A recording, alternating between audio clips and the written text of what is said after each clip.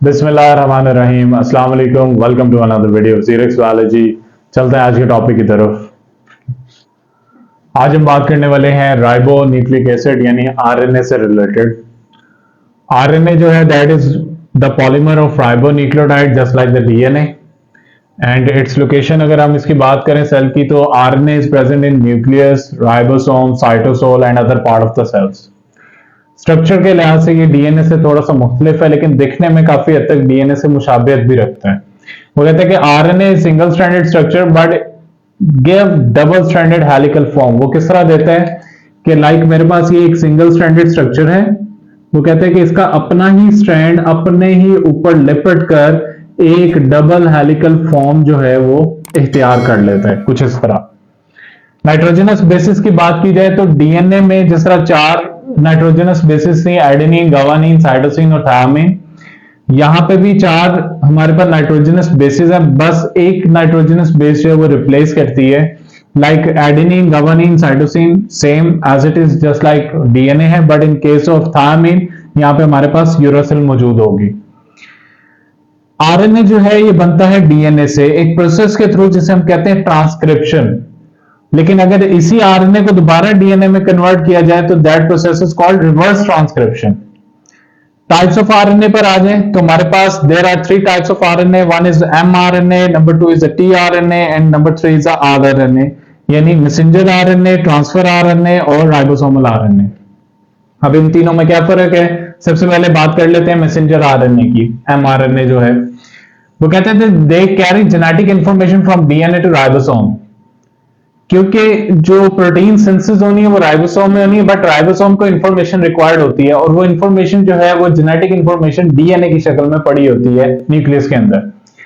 तो वहां पे क्या है, मैंने जिस तरह के आपको बताया कि डीएनए को कन्वर्ट किया जाता है आरएनए में थ्रू प्रोसेस जिसे मैंने नाम दिया ट्रांसक्रिप्शन का।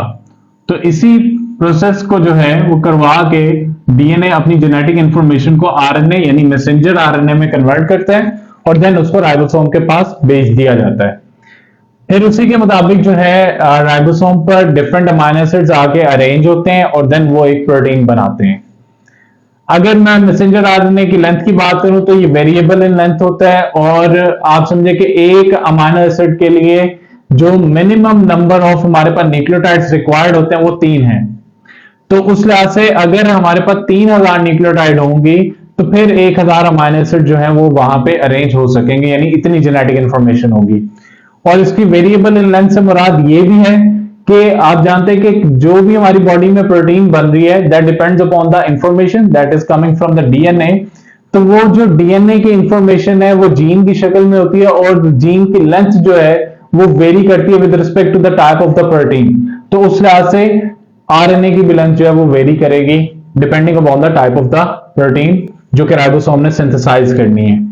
और मैसेंजर आरएनए की अगर टोटल परसेंटेज देखी जाए आरएनए के लिहाज से तो 3 to 4% जो है इसका टोटल परसेंटेज या वेटेज पाई जाती है।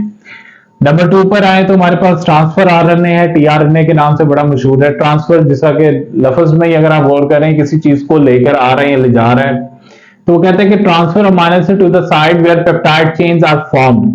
तो ये बेसिकली इस इंफॉर्मेशन को रीड करता है मैसेंजर आरएनए की जो कि राइबोसोम पे मौजूद होती है और फिर बारी बारी उस इंफॉर्मेशन के मुताबिक वहां पे अमीनो एसिड्स को लेकर आता है। अब जब हमने लास्ट लेक्चर्स जो प्रोटीन पर पढ़े बात की थी उसमें मैंने बकायदा तौर पे आपको बताया था कि हमारे पास जो प्रोटीन्स बनती हैं बॉडी में उसके अंदर जो number of amino acid participate करते हैं वो मैक्सिमम 20 अमीनो एसिड्स हैं। उन्हीं के सीक्वेंस और नंबर को वेरी करके हमारे पास नंबर ऑफ या काइंड्स ऑफ प्रोटीन्स बनती थी जो कि 10,000 प्रोटीन्स तक शामिल थी।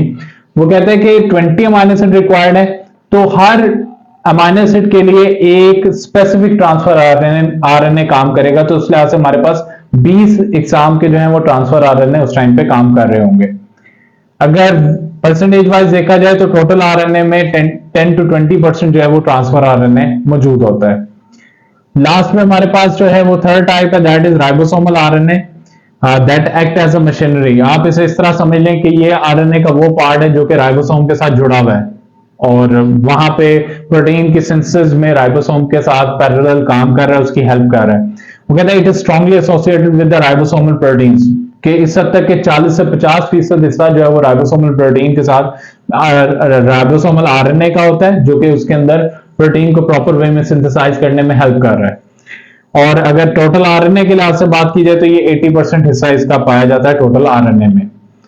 तो ये सारी हमारी आज की डिस्कशन थी रिलेटेड आरएनए।